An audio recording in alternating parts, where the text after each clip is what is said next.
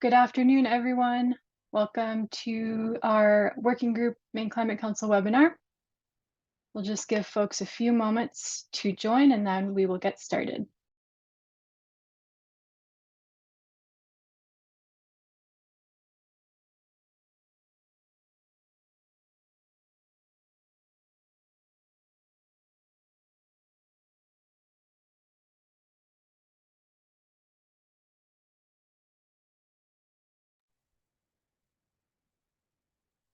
All right. It looks like we are having a few people still trickle in, but we're going to get started. We have a lot to get through this afternoon and a lot of excellent presenters to share some updates on the Maine Climate Council working groups with you. So welcome and thank you so much for taking some time out of your lunch hour or taking a break from whatever you're doing in the middle of the day to join us. The purpose of this webinar is to hear updates from each of the 6 Maine Climate Council working groups as they develop their updated strategy recommendations for the Maine Climate Council to update the state's climate action plan later this year. Just a couple of logistics that I want to go through before we start the webinar. We will ask you to please use the Q&A box to ask questions of our panelists.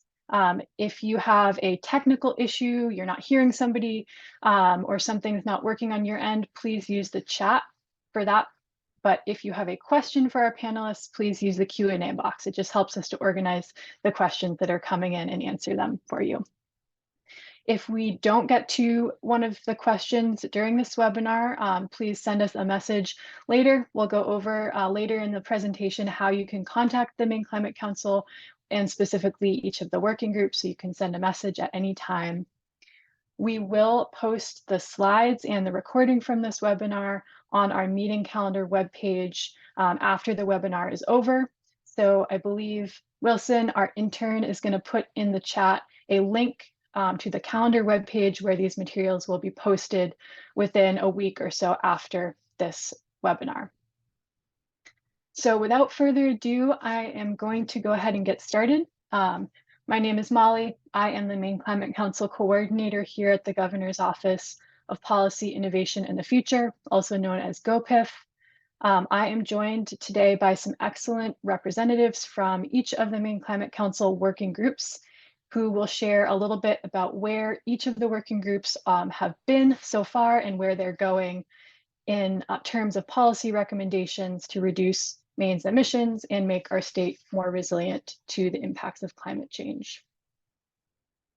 So briefly, for those who are new to this process, the Maine Climate Council was created in 2019 with the goals of developing a state climate action plan to reduce Maine's emissions, to meet our ambitious emission targets that are set in statute, as well as our state carbon neutrality by 2045 target, as well as ensuring that Maine people, industries, and communities are resilient to the impacts of climate change, and ensuring equity through Maine's climate response.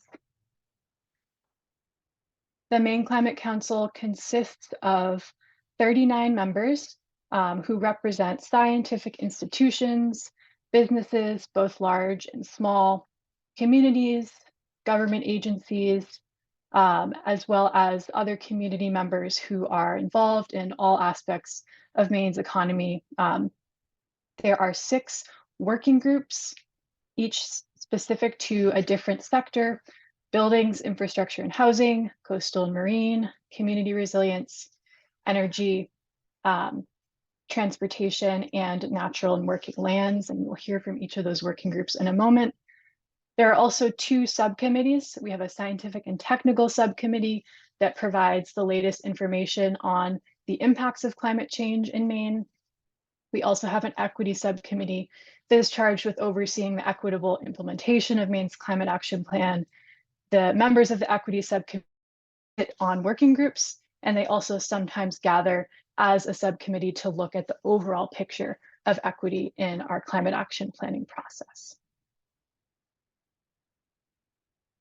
So just to frame up where we are in the process of updating our climate action plan, an update to the plan is due by December 1st, 2024. we have an existing climate action plan that was published on December 1st of 2020.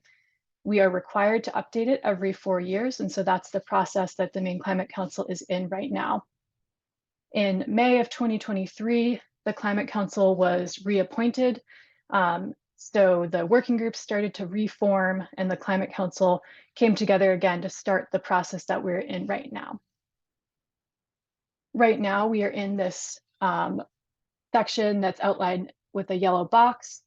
Between September 2023 and June of this year, the working groups and the subcommittees are doing the really hard work and heavy lifting of updating and Maine's strategies.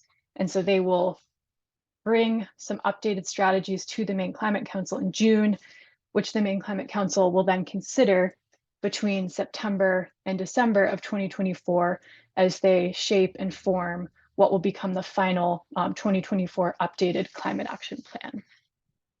So really the charge of the working groups between now and June and this point where they're in right now is to make updated recommendations that build on and enhance Maine Won't Wait, our existing climate action plan.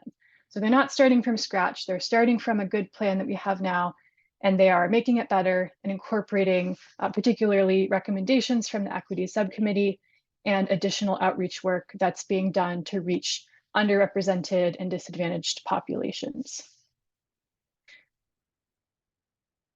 So with that, I want to turn it over to each of our working group representatives who will tell us a little bit more about where each of the working groups is and where they are going between now and June. We will then return with some ways that you can be involved in each of the working groups before June and then after June, and we will take questions and answers using the Q&A box. So I'm going to turn it over now to Taylor Lebrecht from the Maine Department of Transportation, who will tell you all about the Transportation Working Group. Hi everyone, thanks Molly. As Molly mentioned, I'm Taylor Lebrecht and I provide staff support for the Transportation Working Group. I work in the Environmental Office at the Department of Transportation and closely with the Governor's Office of Policy Innovation in the Future. And I am providing an update on the Transportation Working Group.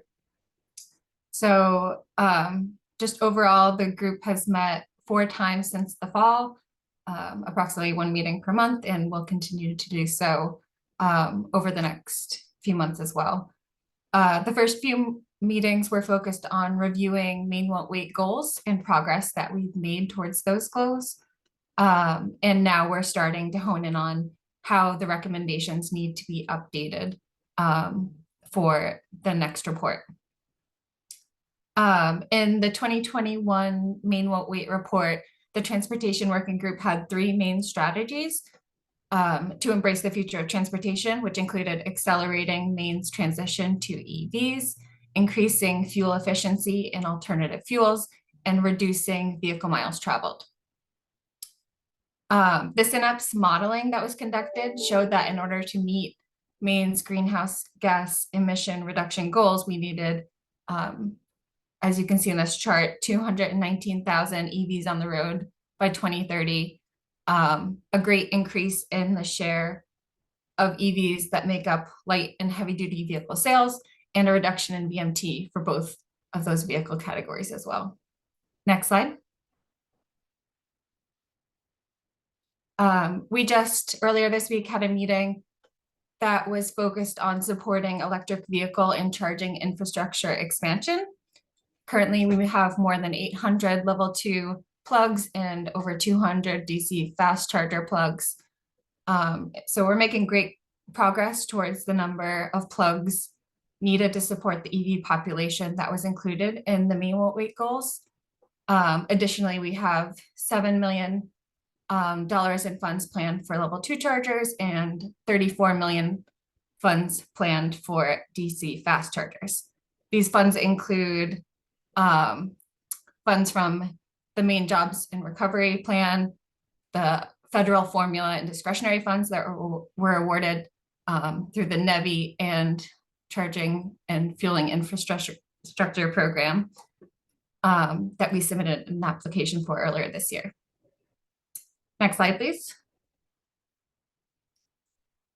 And then where we're going. So this EV and EV charging infrastructure conversation that we just had earlier this week was the first of 4 priority categories that the group has decided to focus their time on. The next focus conversation will be on March 13th, and the topic of that is transitioning from single occupancy vehicles in rural and suburban areas.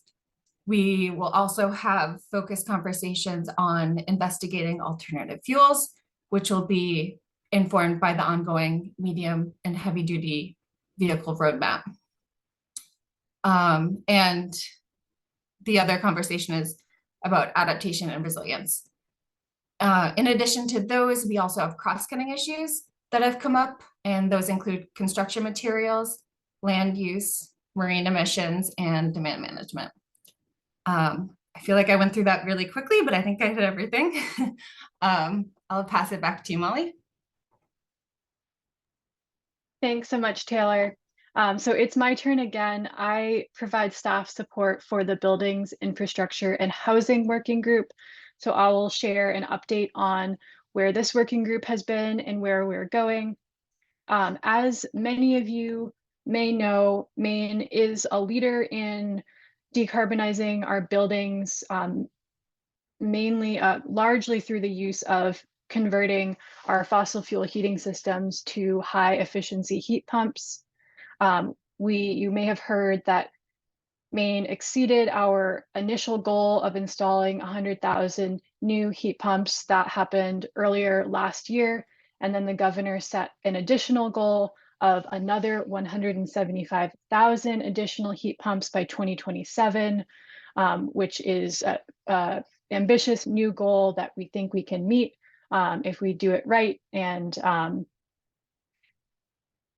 heat pumps and other strategies in buildings, such as weatherization, are very important to building small businesses in our state. So the Maine Community College system trains a lot of installers of heat pumps, as well as other folks in the HVAC industry.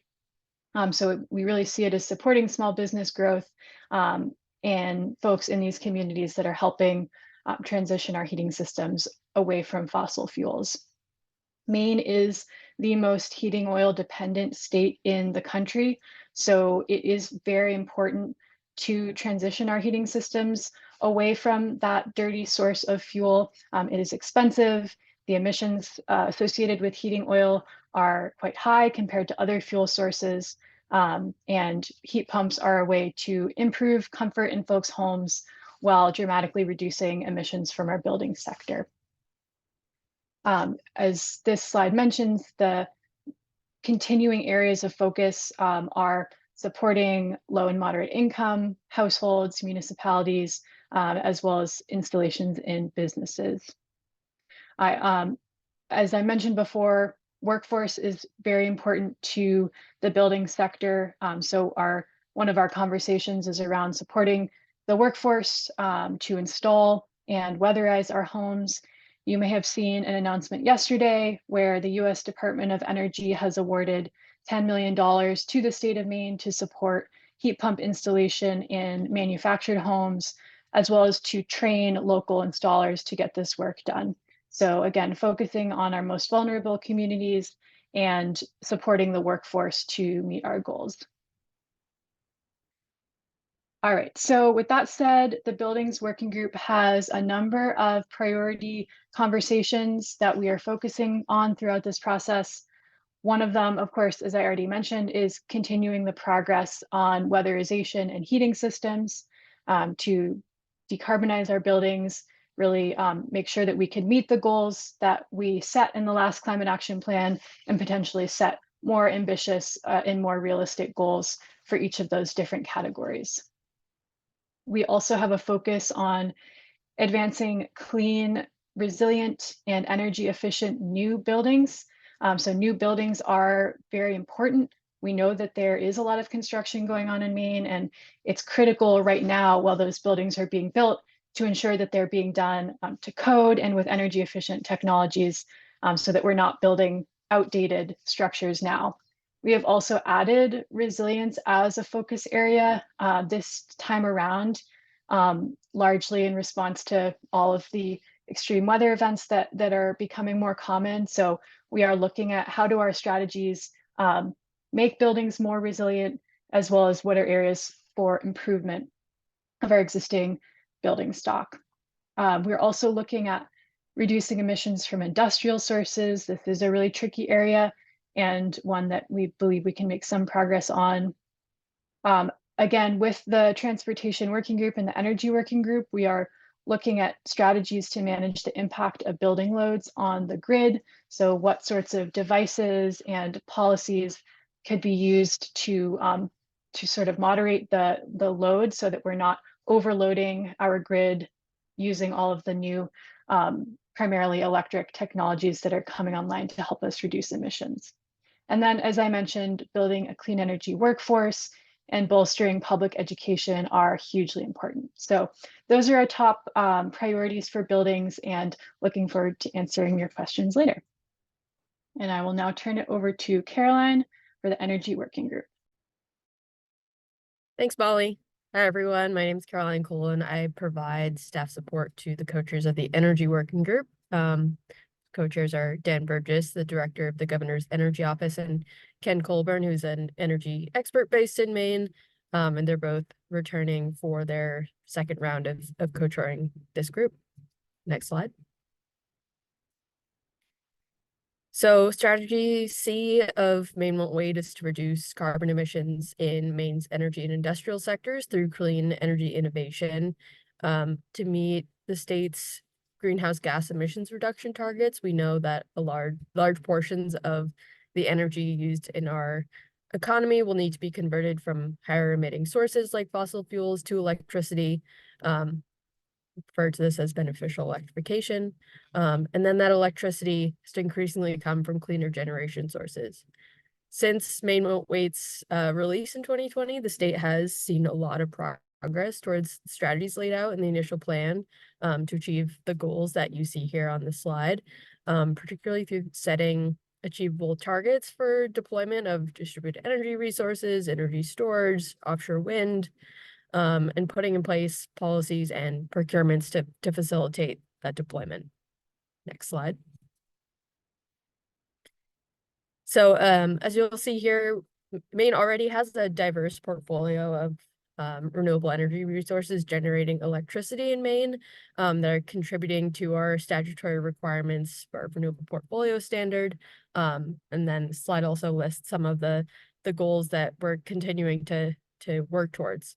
The state's portfolio of renewable generators so far includes more than 1,000 megawatts of onshore wind, almost 800 megawatts of solar. A lot of that is distributed solar, more than 700 megawatts of hydropower, significant biomass generation, 65 megawatts of energy storage. So pretty diverse, and we're continuing to see growth in all those areas. Maine's growing clean energy sector has provided a lot of valuable investments to Maine's economy, to Maine communities. But as it continues to grow, alongside our increasing commitments to efficiency and weatherization, they're also driving workforce needs and significant opportunities for further economic development. As you've heard, workforce needs have come up several times already. So that's, again, a topic that's sort of cross-cutting topic we're working on with multiple working groups. Next slide. So as the Energy Working Group meets this year, we've had, I think, 4 meetings so far, and we have our next meeting this coming Friday.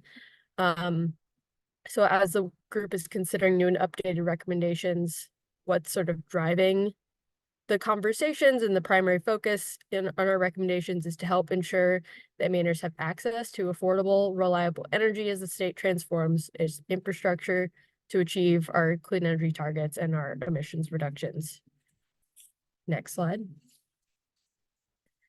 So I changed this a little bit here from opportunities and challenges, just to talk a little bit about sort of where our priority conversations, what priority conversations have been identified for working group members to help them figure out where to update recommendations or where new recommendations will be needed to continue to help advance our goals. So the conversations are focused on helping Maine thoughtfully and successfully build necessary clean energy infrastructure to meet those goals, how we might reduce the cost of that infrastructure by enabling demand management, related sort of load flexibility and innovative strategies, as Molly mentioned, another cross-cutting issue. How do we address energy burdens and energy access for Maine people and communities who are most vulnerable to volatile and high energy costs? How can we increase their access to reduce their energy burden? And then again, strategies to build a clean energy workforce to support this transition. So we have our next meeting Friday, as I mentioned, and that one is going to be focused on number 2 on this list, advancing policy to plan and build necessary clean energy infrastructure. So how do we get things built on the timelines for when those resources are needed to get online to meet our goals? I think that's it for me. Happy to answer questions later on. Thank you. My name is Maggie Kelly Boyd. I'm the Natural Resources Climate Policy Advisor with the Governor's Office of Policy Innovation and the Future.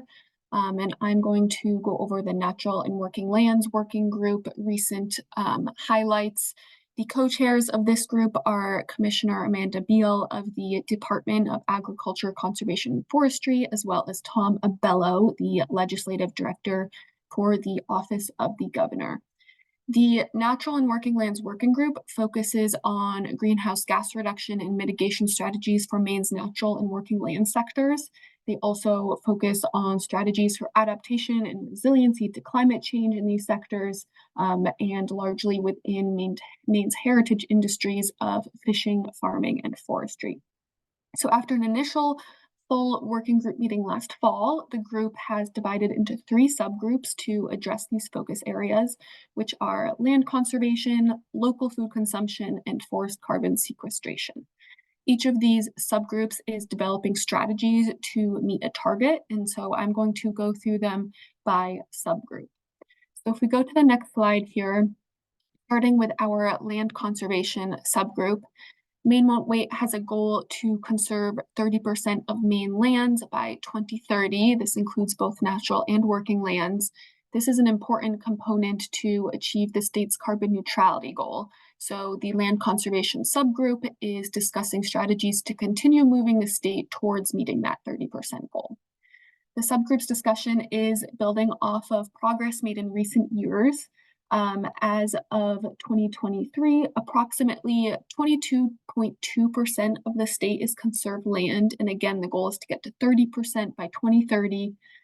Recent progress towards this goal includes, for example, new funding of about $40 million in the Land for Maine's Future Fund, as well as conservation projects that the Bureau of Parks and Lands has underway. And with this target and recent progress, the land conservation subgroup is discussing, ways to continue moving towards that 30% goal, given where we are at now. So if we go to the next slide, ultimately, this strategy is within the larger umbrella of meeting that 30% land conservation goal, but more specifically, discussions in their recent meetings have focused on balancing numerous conservation priorities, including working farmland, public access for underrepresented groups, tribal land needs, biodiversity, recreation, and many other goals of land conservation. The working group has also been strategizing how and where the state can build capacity to quickly accomplish land conservation projects in the short term, including from state agencies and many partner organizations. And this does also include discussion of the funding needs and opportunities to meet this goal. So moving on to the next slide, I will talk about the 30% local food subgroup. This subgroup is addressing strategies to meet the target of increasing the amount of food consumed in Maine from local food producers to 30% by 2030. Recent progress since this goal was set in the initial Maine Won't Wait plan includes getting a more detailed understanding of the baseline of local food consumption to, inform barriers that are impeding progress. A statewide report on that is expected early this year to help inform those strategies. And there's also been continued efforts to expand local food distribution more in underserved communities, such as through the Good Shepherd Food Bank and Cultivating Community. So again, these efforts and recent updates since the initial goal were set are informing the group's discussion on future strategies. Next slide, please. Building off of these efforts and new recommendations, the group is discussing discussing and identifying barriers in the supply chain, such as low margins, destabilized growing conditions due to climate change, outside development pressure on farmland, and many other things. The subgroup has also been identifying barriers at the other end in the processing and distributing end of the supply chain for local food, for example, lack of needed infrastructure. So the group is discussing strategies to identify these barriers over the previous meeting that was this morning and the next one, which will be in March.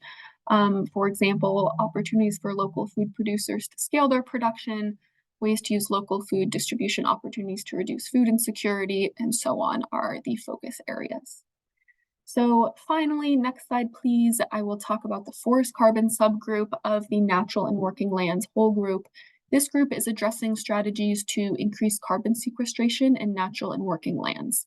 So following the first iteration of Maine Won't Wait, a state forest carbon task force developed a report published in 2021 that reviewed data on carbon programs and recommended management practices to increase forest carbon storage, particularly for small landowners. So the forest carbon subgroup's focus this time is reviewing these recommendations and considering revisions that will help continue this progress toward this goal to work into the next climate action plan. On to the final slide here. Within this goal of increasing carbon sequestration, the subgroup has been discussing barriers that have slowed that down to date. For example, they are reviewing current harvest levels to better understand how forest landowners may be managing their forests and where there are opportunities for improving forest health and carbon stocking. Lastly, recent discussion has also covered strategies to improve technical assistance and financial incentives to landowners for those climate-friendly forest management practices. So the full natural and working lands group will reconvene in April. At that point, they will combine and prioritize the strategies from the different subgroups that I've been talking about and get that ready to be prioritized for the Climate Council. So with that, I will turn it over to Jess to talk about coastal and marine. Thank you, Maggie. And thanks to Molly and all of GoPIF for inviting us to give these updates today. So my name is Jessica Waller. I'm a division director at Maine DMR. And today I'm going to be giving an update from the Coastal and Marine Working Group, where I lead up our staff support for this effort. The group is co-chaired by Carl Wilson of Maine DMR and Kurt Brown of Ready Seafood, and he's also a lobster harvester. Next slide, please, Molly. So this current iteration of the Coastal and Marine Working Group has about 40 active members, and we represent industries and sectors from across the Maine coast. We've had 5 full group meetings since October 2023. I believe we kicked off on Halloween. And since that time, we have decided to break into the 4 subcommittees that you see listed here to address those specific topics, including fisheries and aquaculture, working waterfronts and infrastructure, monitoring, and coastal and marine habitats with a consideration for blue carbon. Those groups meet outside of our normal working group meetings and are led up by the names you see listed there. So a nice range of expertise within our group. Next slide, please. One of the things we did in our earliest meetings was share updates with each other, relevant updates since the 2020 Maine Won't Wait Climate Action Plan was published. That would help inform this group's work moving forward. So from the members of the seafood industry that are in our group, including our co-chair, Kurt Brown, we heard about how that sector responded to the challenges of the last few years, including, of course, from the COVID-19 pandemic. And for example, how federal funds released helped that sector adapt and rebuild their business in the face of shifting markets. So Kurt Brown and others were able to share lessons learned on resilience and lessons we're going to take moving forward. We also heard a lot about research that's happening across Maine's coast to really understand the importance of the Gulf of Maine ecosystem, particularly as it can sequester carbon, so what's referred to as blue carbon. And in 2021, the Maine State Legislature created an eelgrass mapping survey led by Maine DEP, Department of Environmental Protection. And that survey has created really valuable data sets that show us the state of seagrass and other eelgrasses in the state, and unfortunately the declines in some areas in the Casco Bay and mid-coast regions. So all of this has informed our work moving forward. Next slide, please, Molly. We've also really tried to take into considerations and get up to date on just the events of the last few weeks. So as we all know, 2 storms really devastated the Maine coast in January 2024, bringing high winds, record high tides, and high rainfall events. So to really understand the full impacts of these events to municipal leaders, as well as working waterfront and industry members, we invited testimonials from our working group members, also from members of our community. And together we've been discussing how to provide information on resilience upgrades to infrastructure, funding to rebuild both public and private infrastructure, and the assistance we can provide with permitting and rebuilding. To keep up with these issues, as well as many other issues of the day, we were lucky to have Commissioner Kelleher, DMR Commissioner Patrick Kelleher, and External Affairs Director Megan Ware at our last meeting to help inform our thinking on all of these topics, as well as hear their thoughts on climate change mitigation and adaptation strategies more broadly. And next slide, please. So to summarize, these are some of the core thoughts from our 4 subcommittees. The first one really being from our monitoring group, which wants to support science and long-term monitoring, both biological and environmental data, happening at a coast-wide scale, but making that data available and easy to interpret at a local level to help inform individual and business level decision making. Also, the importance of coordinating monitoring statewide to identify shared data gaps and keeping technical and analytical services available here in Maine. We've also thought a lot about managing fisheries and aquaculture for climate resilience. So our subcommittee has talked about monitoring changes in resources over time, exploring potential regulatory and management reforms to enable rapid response to the many facets of climate change. We've talked a little bit about the work of our working waterfronts and infrastructure group, but their work will continue to support continued investments in adaptation and resilience in the marine economy and infrastructure. And finally, our blue carbon and habitat group wants to keep exploring opportunities to encourage blue carbon sequestration and marine co-benefits by protecting and conserving those critical coastal ecosystems. And happy to take questions later. I'll pass it on to the next group. Thank you. Super. Thank you, Jessica, and good afternoon, everybody. Thank you for joining us this afternoon. The last work group that's up is the Community Resilience Working Group. And as you can see here, the co-chairs represent diversity of fields from community planning to public health to emergency management, and the almost 40 members of the working group are equally as diverse in expertise, bring a lot of expertise in relevant areas. Jessica mentioned the storms. Those are very high on our list of things to be thinking about as we're going through our work this time around. So the December storm that caused a lot of inland flooding and power outages, and then the 2 coastal storms that really wrought havoc along the coastline to our working waterfronts and natural systems along the waterfront. I am the policy support for the Community Resilience Working Group, and I also work in GoPIF with the team here. Next slide, Molly. So just as an update to where we are after the 2020 Maine Won't Wait plan, there have been a number of statutory and rule changes that implement the sea level rise recommendations from that plan, and those recommendations are contained in the blue box on this slide. Also relevant to those sea level rise projections, the Maine DOT is working on a very high-tech, high-resolution coastal flood risk model that will allow communities in the state to really have a detailed picture of what flooding is projected to look like with various scenarios of sea level rise and storm surges. That model should be available in late 2025. Our office, the Governor's Office of Policy Innovation in the Future, will be undertaking a vulnerability assessment of state-owned assets to climate impacts. So that will be looking at coastal flooding and sea level rise, inland flooding, and other hazards related to climate change. That work will be happening over the coming year. And then the Maine Center for Disease Control is currently working on some extreme heat planning at the county and town level, also at the state level, to provide support to communities to help vulnerable residents navigate extreme heat, either by finding places to get out of the heat or by supporting them with ways to stay cool in their home. So that's the work that's ongoing. Next slide, please. Two important ways that we have implemented the last plan and are helping communities participate in this work. One is the Community Resilience Partnership, which is a grants and technical assistance program to communities to help communities take action that is aligned with the state's plans and goals. There are currently 176 communities that are participating in the program. 150 of those are eligible for grants from the state to do work that they identify as locally generated priorities or regional priorities. And then another 26 communities are currently working to identify those priorities and get enrolled in the program for the next grant round.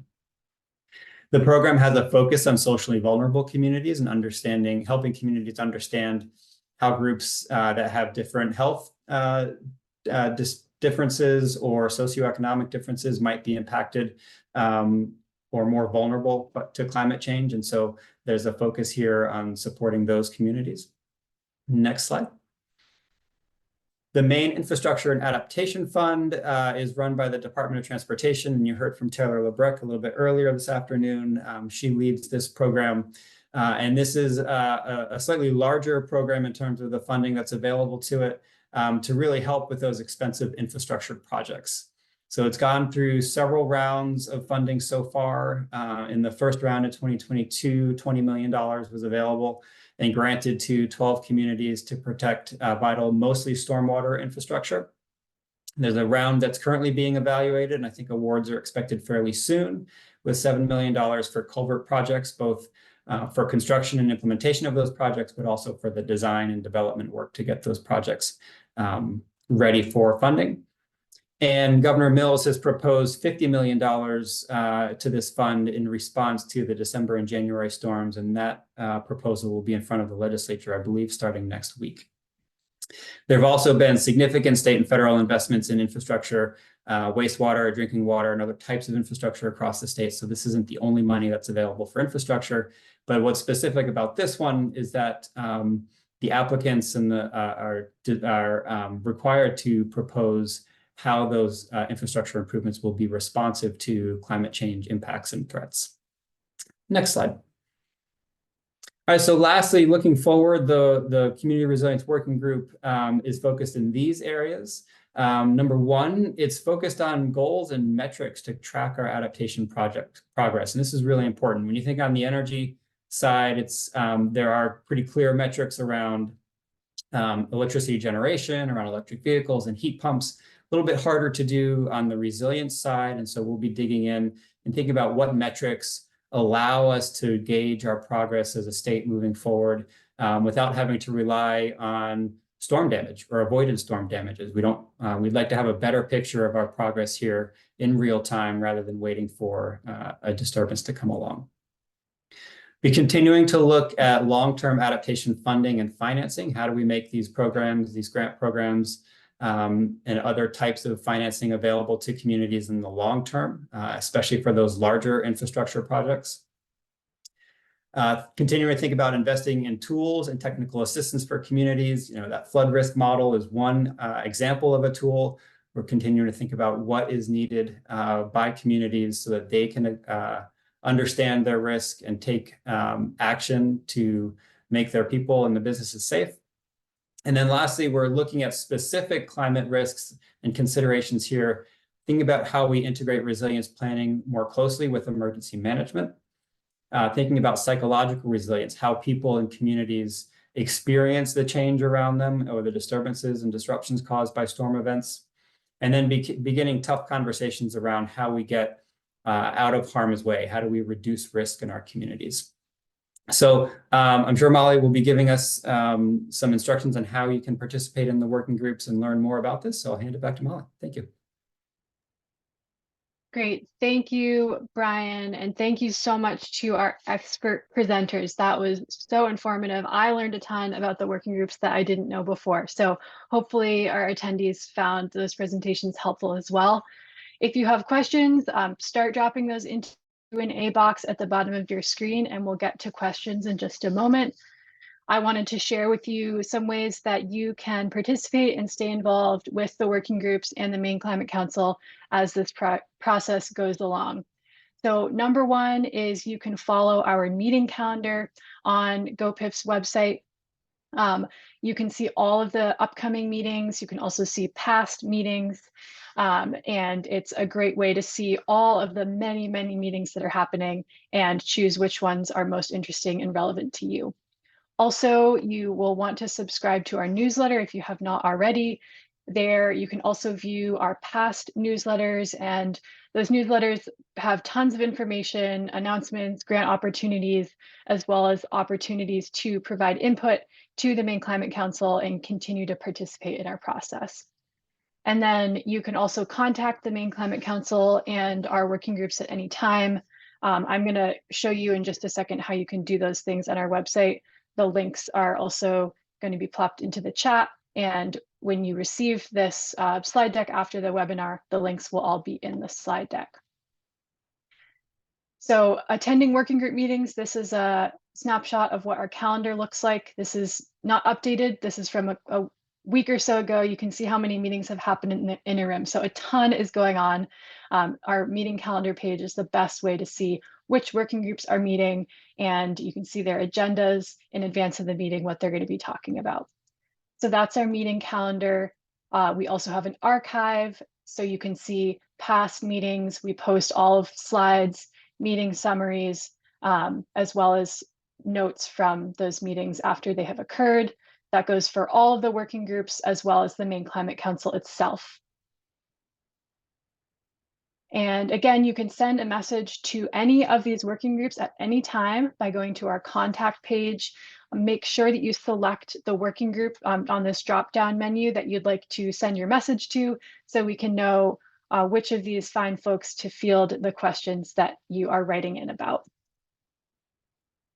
Finally, I wanted to let you know about an upcoming webinar for those young folks who might be in our audience, or if you know anybody who identifies as a youth and wants to be part of a conversation with the Maine Climate Council's youth representatives. So each of our working groups has one or more youth representatives who are there to represent the priorities of young people in our state. They are going to be hosting a conversation on March 13th from 5 to 6 p.m. It is really a youth-centered presentation to learn about the planning process, discuss priorities for climate action, and how young people can stay involved. So again, the link here is to register is here. That is also on our meeting calendar webpage.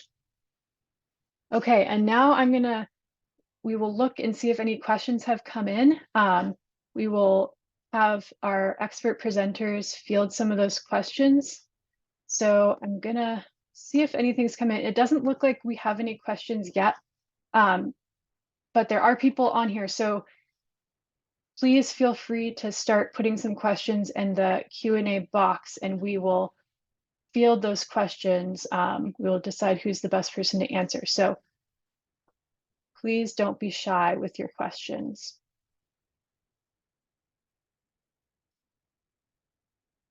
Okay, I see there is a question. It looks like it's buildings related, so I think I'm on deck for that one. Just a second. So somebody has a question about passive solar. Has passive solar been discussed? Passive solar being methods of construction that increase the amount of energy from the sun that is coming in passively to the house versus having to use heating and heating sources to heat your home. passive solar is a building strategy that certainly comes up a lot when we're talking about how to make homes more efficient.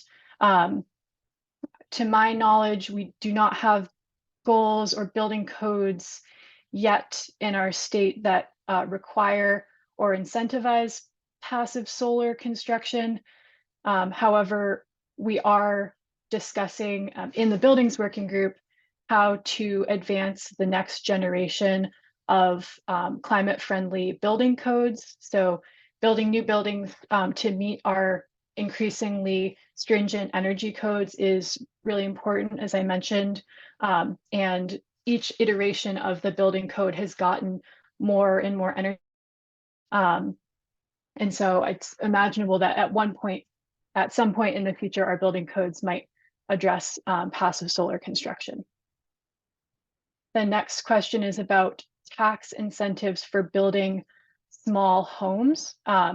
There are several tax incentives available for energy efficient appliances, so heat pumps, weatherization.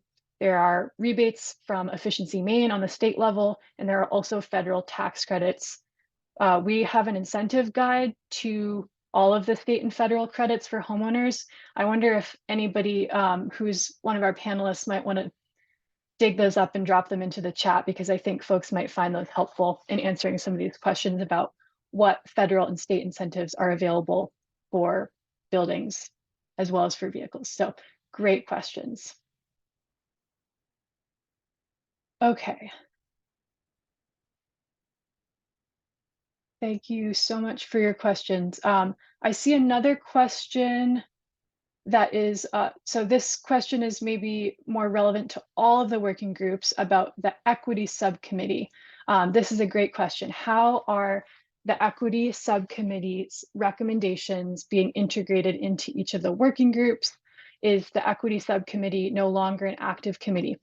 Great question. So as this person has mentioned, the equity subcommittee released a report following our previous climate action plan.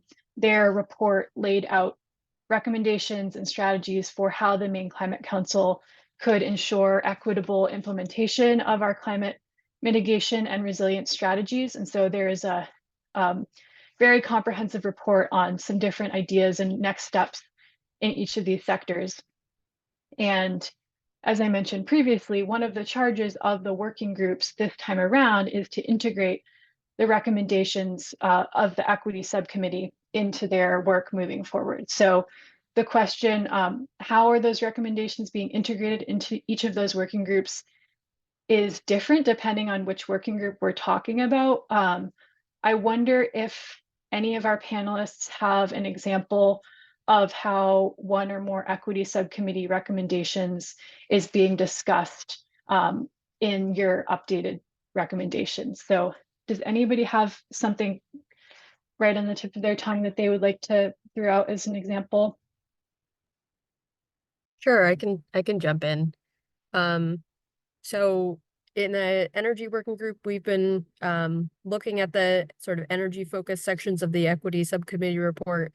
Quite frequently, there's some great ideas in there, which has been a really helpful sort of jumping off point for some of our discussions. So one of the things we just talked about in our last meeting was around energy burden, which is generally the percent of household income that's spent on electricity, on heating fuel, and things like that.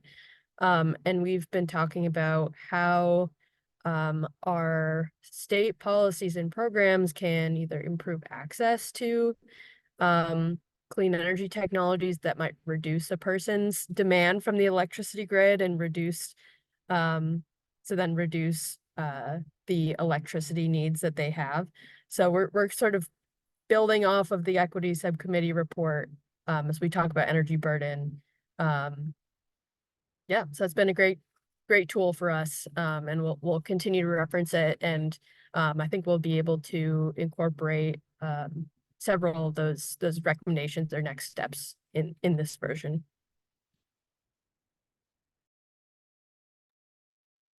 Anyone else have an example of how one of the recommendations of the equity subcommittee report is being discussed and integrated?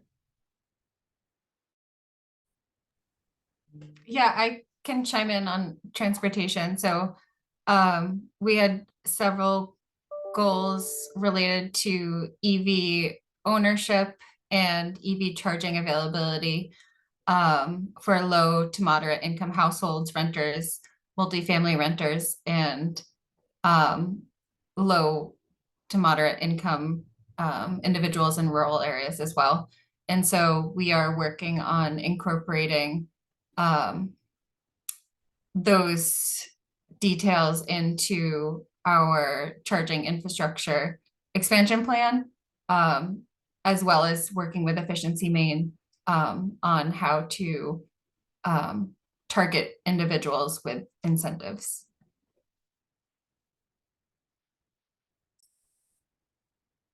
Great, thanks, Taylor.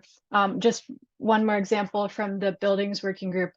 We have statewide targets for heat pump installations and weatherization of homes, and we specifically have targets for low-income households for heat pump installations and weatherization. So one of the things that we're going to be looking at our 2 meetings from now on March 20th in the buildings working group is examining our existing targets. So we're going to be looking at both our statewide targets and our low and moderate income targets and what additional support and funding might be needed to meet those targets and advance installations for folks that might not have as many resources. One other thing I wanted to mention, overall, one of the recommendations from the equity subcommittee was to increase participation from underrepresented populations in Maine's climate planning process. One of the ways that we're doing that is by advancing a comprehensive effort to engage with folks from what are called priority populations by the equity subcommittee. So groups that tend to be underrepresented or have a harder time accessing resources and incentives. And so we're beginning to partner with community organizations that serve people from those populations to gather their feedback on these topics and bring their input and participation into the working groups before they deliver their strategies in June, and then after the working groups deliver their strategies as they're being considered by the Climate Council. So that's a great question. Oh, and the equity subcommittee is still an active committee, although as I mentioned previously, this time around, the way it's structured is that each working group has 2 equity representatives on the working group itself, as opposed to being a standalone committee. So those folks are actually participating in the working groups. So in order to advance the goal of having equity integrated into our strategy recommendations. Okay, another specific sector-specific question is, how is this, so this is for natural and working lands, I believe, so I think this would be for Maggie. How is this work connecting with Ending Hunger 2030? Is that something the group has discussed? So this would be something that I think would be potential for our local food subgroup to discuss. I have not heard this specific initiative come up. I think that it's possible some of the breakout rooms in this group have discussed it, but I think this might be a good opportunity to reach out directly to the co-chairs of that working group through the way that Molly recommended, and see if that can be integrated directly. The report from Ending Hunger 2030 can be integrated directly into those recommendations. So happy to try and get you a little bit more of a detailed answer, but it's a great question, and thank you for asking it. Great, thanks, Maggie. There's a question, I think this is for Taylor from the Transportation Working Group. Has mass transit been discussed in the Transportation Working Group, and just in general, how has transit been incorporated into your discussions? Yes, so I just typed a response in the chat as well. So transit opportunities specific to urban and suburban, as well as rural areas, will be explored at the upcoming meeting on March 13th, which is focusing on transitioning from single occupancy vehicles. Great, thanks, Taylor. Yeah, so another plug to look at that meeting calendar if there's a specific topic you're interested in. There was a question of another one for the buildings. What about building small Maine log homes that need no insulation? I'm not aware of anything, but if you know about a building method for log homes that are very energy efficient and don't need any insulation, the working group would love to hear about it. So please write to the buildings working group using our contact form, and we'd love to take a look at it. All right, I see a question for all the working groups, and this is another great question.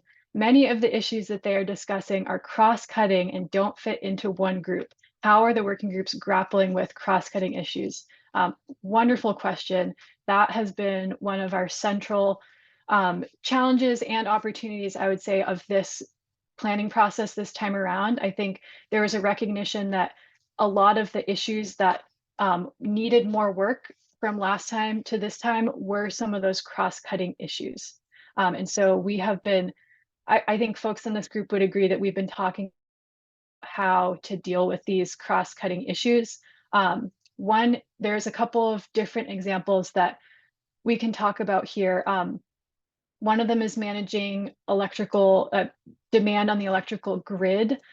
So as I think you probably heard from a couple of our working groups, transportation, energy, and buildings have all made it one of their priorities to talk about how we manage the impact of loads on the grid. So as we are starting to transition our economy and our energy system away from fossil fuels and towards electricity, that has the potential to really increase the load on the grid.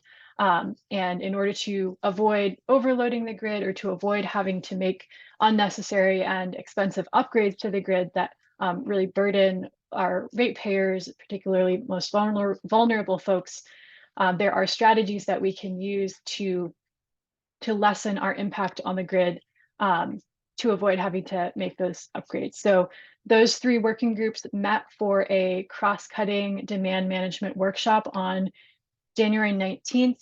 It was really productive. We'll be circling back with each of our individual working groups and then bringing some strategy recommendations back to the full group later in, I think, March or April. You can see the recording from that workshop. It's on our meeting calendar archive page if you want to learn more about the issues that were discussed there. There are some other cross-cutting issues. One of them is just in general land use planning, how we plan our communities in order to both reduce the amount of driving and single occupancy vehicles that's needed, as Taylor mentioned, and also to make sure that we're building and rebuilding in places that are less vulnerable to climate impacts. So we have discussions going on between working groups about land use. So those are just a couple of examples, but we gather the co-chairs from all of the working groups together on a monthly basis, and they really hammer out some of these cross-cutting issues and communicate about how each of their working groups are discussing those issues. So great question. Is there a last question before we all sign off? If not, I really want to thank again our excellent panelists. This was so informative. I hope you all found it helpful. Again, these slides and presentation will be posted on our meeting calendar website. And please continue to stay involved and subscribe to our newsletter, send us a message. We really appreciate your support and interest in the Maine Climate Council. Thank you, everybody, and I hope you all have a wonderful afternoon and a great rest of your week. Bye-bye.